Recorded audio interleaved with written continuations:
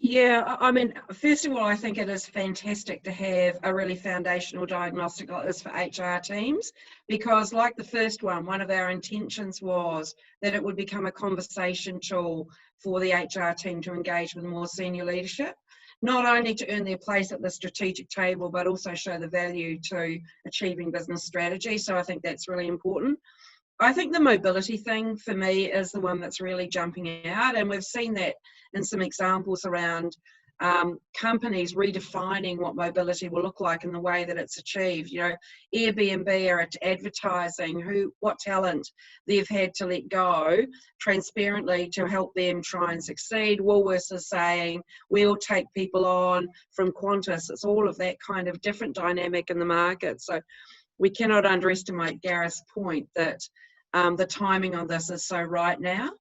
I think the other thing for me, which is really relevant, is that HR teams are really evaluating their role and the role that they can play, and COVID has enabled them to put a mirror to themselves to look at what value they can actually add in the future. And so something like this is going to help them really achieve that in a much more strategic way and move away from some of the processes which have been taken over by technology. So it's time to reinvent themselves, and this is a great lever to help them do that.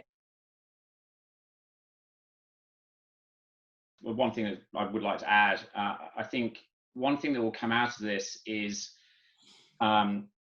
you know, we've got one company I'm thinking of at the moment who is very enabled.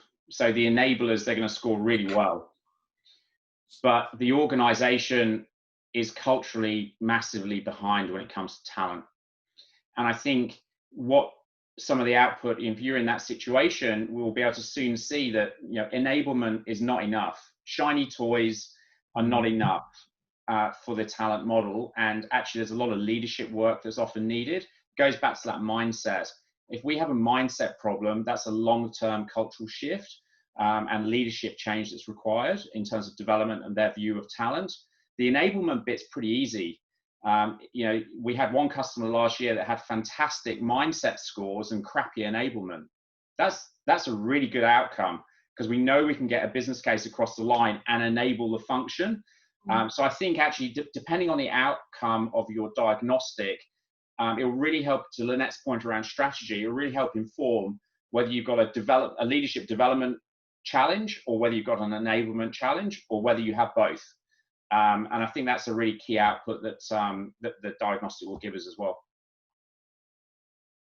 Yeah, and I remember in the session talking to those kind of shapes, I guess, people that were either high on one or the other tended to kind of flock together because there was so much you could learn from things that others had tried if they were similar to you in that they had high mindset and lower enablers. So I think that would be another strength of the diagnostic, to be able to do a bit of that comparison.